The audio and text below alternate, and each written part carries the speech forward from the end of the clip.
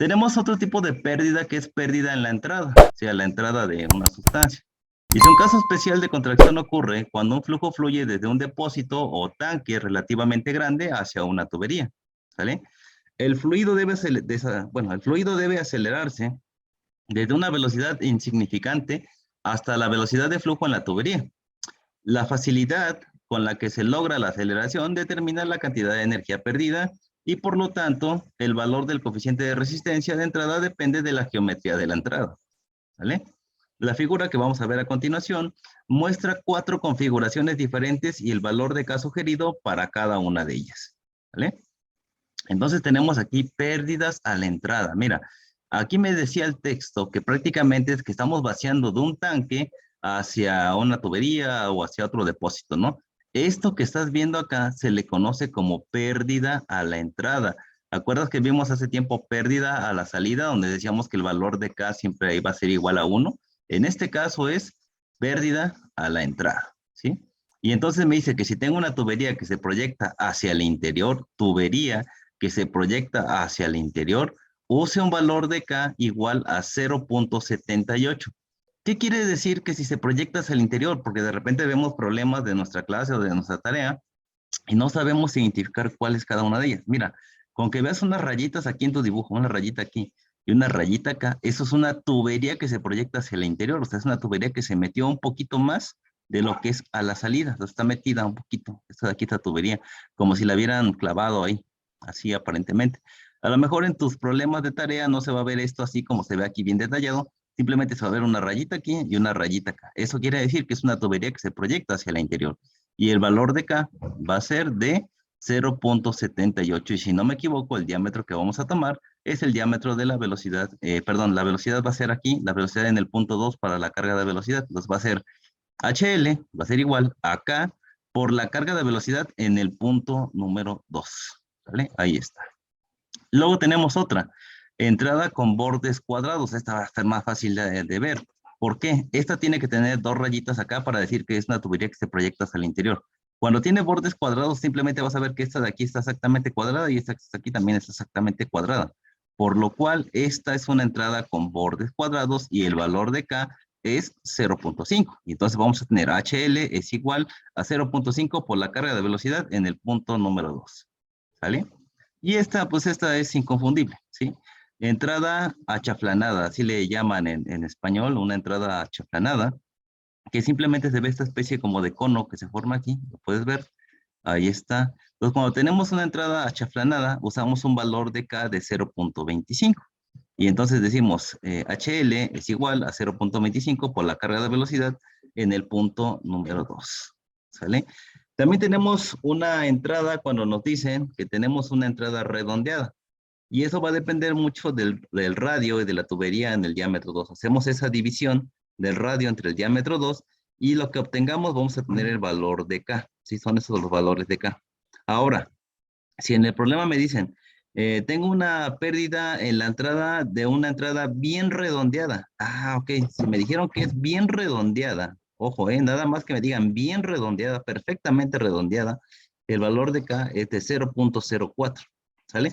Solamente en el caso de que sea bien redondeada, es 0.04. ¿Sí? Si no, tenemos que relacionar el radio con el diámetro número 2. ¿Sí? Hacer la división y de ahí interpolar para los valores de K, ¿sale? Si es bien redondeada, por eso es bien importante leer el texto del problema que esté manejando. Si es bien redondeada, el valor de K es 0.04. Ahí está. Entonces ahí está. Entonces lo que tenemos para lo que son pérdidas menores a la entrada. Ok, entonces las líneas de corriente ilustran el flujo de fluido en la tubería y muestran que la turbulencia asociada con la formación de una vena contracta en el tubo es una de las principales causas de la pérdida de energía. Esta condición es más grave para la entrada que se proyecta hacia adentro, ¿sí?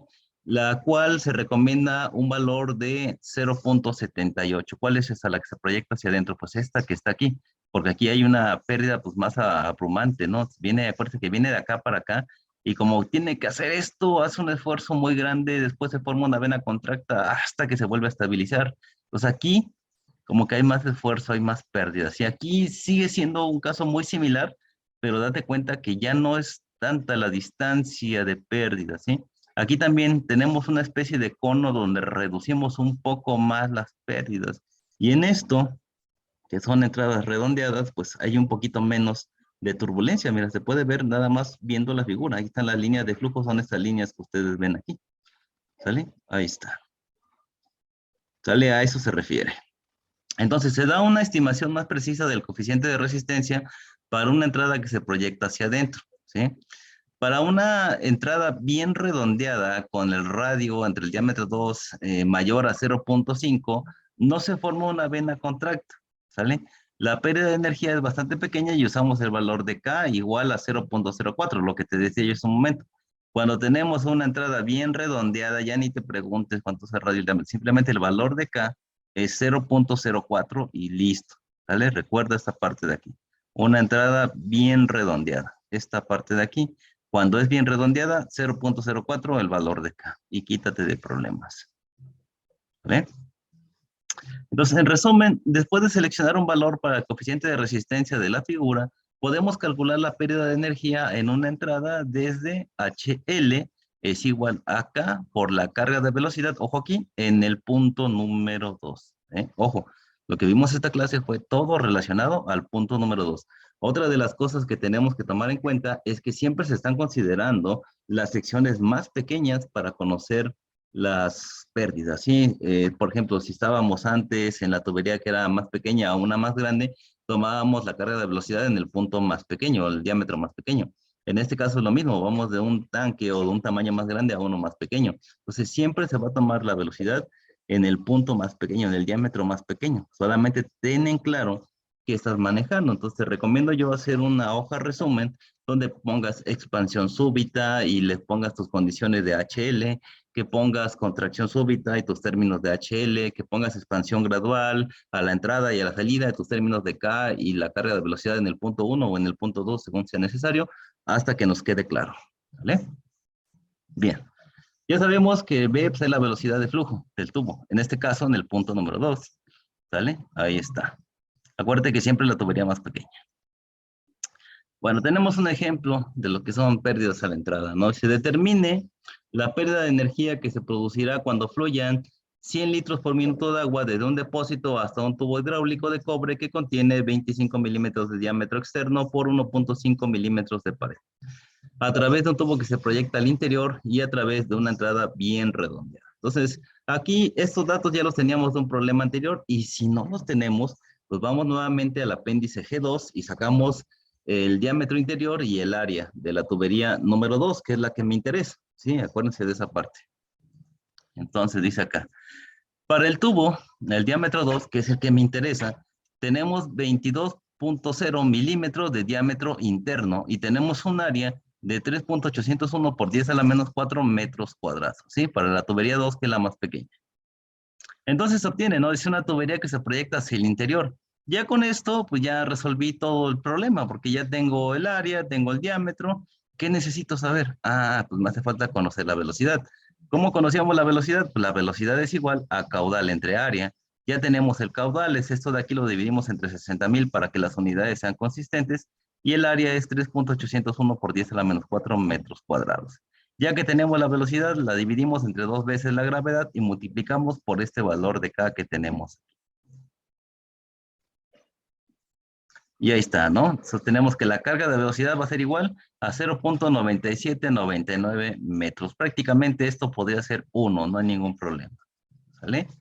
Para una entrada que se proyecta hacia el interior, K es igual a 0.78 y entonces sacamos la pérdida. La pérdida va a ser igual a K por la carga de velocidad en el punto 2. Y vamos a tener 0.78 multiplicado por 0.98. O en su caso, yo digo, no hay ningún problema si tú dijeras que esto es 1 y el resultado sería 0.78 para este caso muy en especial. ¿Sí? Pero bueno, en este caso nosotros decidimos usar 0.98 y nos da un resultado de 0.7644 metros. Y esa sería la pérdida menor en esta entrada, en una entrada que se proyecta hacia el interior. Ahora vamos a ver qué pasa con una entrada bien redondeada. ¿Sale? Entonces, para una entrada bien redondeada ya ni la hacemos de tos. Esto que está aquí van a ser las mismas condiciones que el problema anterior. Acuérdate que es la misma tubería. Entonces, nada más vamos a ver aquí que el valor de K cuando es bien redondeada es 0.04, ¿sale? La carga de velocidad es exactamente la misma de hace un rato. No se me cambiaron las condiciones para el inciso A y para el inciso B, entonces siguen siendo lo mismo. Pues vamos a tener que 0.04 por 0.98 y eso me va a dar 0.0392, ¿sí? Si redondeamos esto, pues regresamos al 0.04, pero bueno, ahí está. Tenemos aquí la pérdida menor para una entrada bien redondeada y así de simple, ¿sí? Bueno, ¿hasta aquí alguna pregunta, duda o comentario?